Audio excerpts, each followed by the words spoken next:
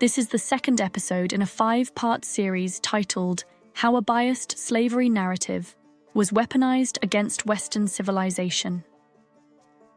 In this series, we examine the widespread misconceptions about slavery, race, and Western civilization. We're not rewriting history, we're restoring what has been carefully edited out. Episode 2, Slavery was a symptom, not the cause.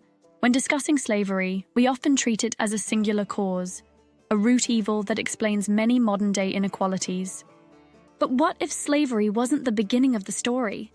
And what if it was actually the result of deeper patterns of vulnerability and power dynamics that shaped human history long before race entered the equation? Slavery, for most of history, was not based on race, it was based on weakness. The historian David Eltis, in his extensive research for the Transatlantic Slave Trade Database, argues that enslaved individuals were usually the result of military conflict or internal social fragmentation, not racial ideology. And power, not prejudice, was the real foundation. In the ancient world, slavery followed the path of conquest. When the Romans expanded their empire, they enslaved Gauls, Germans, Britons, Greeks, and North Africans alike. There was no concept of racial supremacy. It was about who won the battle. In Africa, tribal warfare and the collapse of centralized states made entire communities vulnerable to enslavement. As Walter Rodney writes, in How Europe Underdeveloped Africa, long before European colonization, African societies weakened by internal strife turned to selling captives as a way to survive. This does not excuse slavery, but it explains how it became possible. Slavery was not imposed upon strong societies. It was the symptom of internal crisis, fragmentation, and the failure to defend borders or unify tribes. As Thomas Sowell puts it in Black Rednecks and White Liberals, what was unusual about the West was not that it had slavery, but that it later abolished it. Slavery was a virtually universal institution, but the ability to resist it was not. The uncomfortable truth is this: being enslaved was often the result of being defeated, disunited, or unprepared. Not because you were racially targeted, but because your society was vulnerable. Meanwhile, in Europe, the same pattern applied. Serfdom in Russia lasted until 1861. Tens of millions of white Europeans lived under hereditary bondage. They could be bought, sold, inherited. Their status was little different from that of slaves.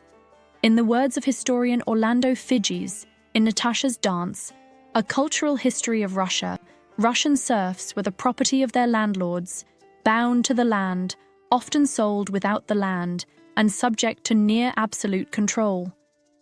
But because these systems happened within one ethnic group, they are rarely portrayed as part of the global slavery conversation. The difference is not in the suffering, it's in the framing.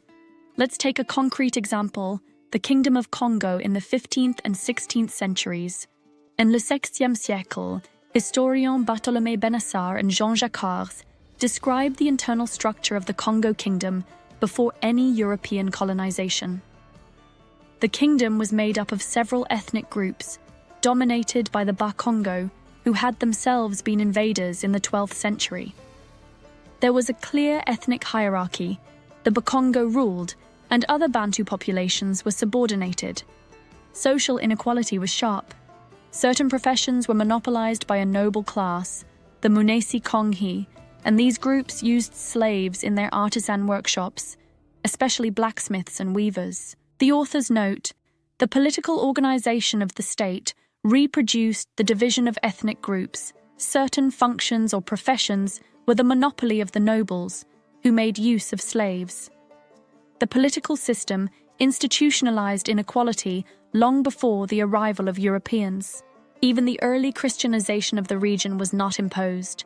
In fact, the Portuguese were received as sacred beings, considered as spirits reincarnated in white bodies, according to Congolese cosmology. King Nzinga Nkuwu voluntarily converted to Christianity and sent ambassadors to Lisbon in 1489.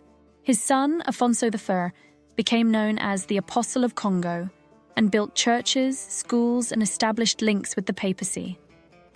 This was not a naive culture destroyed by outsiders.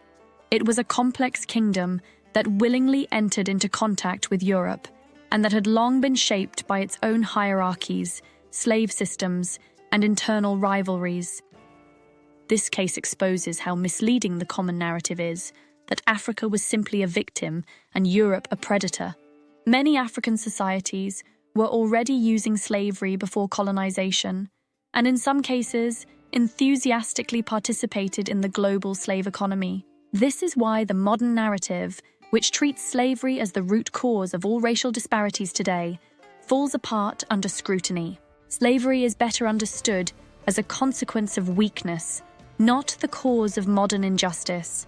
In fact, some of the societies most devastated by slavery, like Ireland or Eastern Europe, rebuilt, unified, and overcame their past without anchoring their identity in victimhood.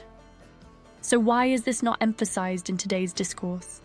Because the selective focus on slavery as a unique crime committed by whites against blacks has become politically useful. It creates a binary, permanent victim, permanent oppressor. It simplifies the complex reality of power into a moral story of inherited guilt and eternal grievance. But this distortion does more than mislead. It paralyzes. It convinces entire generations that their problems began with colonialism or the slave trade, when in truth, many of those problems predated colonization and continued long after slavery ended. It convinces others that they are guilty by inheritance, when in fact, their ancestors were just as poor, just as powerless, and just as unfree. If we want a more honest world, we must return to complexity. We must remember that the greatest predictor of who was enslaved was not race, but power. That human history has no innocent civilizations, only different roles at different times. And that moving forward requires truth, not grievance narratives frozen in time. If you found this video valuable, please take a moment to like it and subscribe to the channel. It helps us reach more people and keep producing thoughtful, well-researched content like this. This series takes a great deal of time, effort, and investment, especially in sourcing and studying serious historical works. If you'd like to support our work, you can make a donation through our Buy Me a Coffee link in the description. Every contribution helps us keep going. And if you're interested in reading the sources yourself, you'll find affiliate links to the books we cited in this episode. Purchasing through those links also helps support this project. Thank you for watching, and see you in the next episode.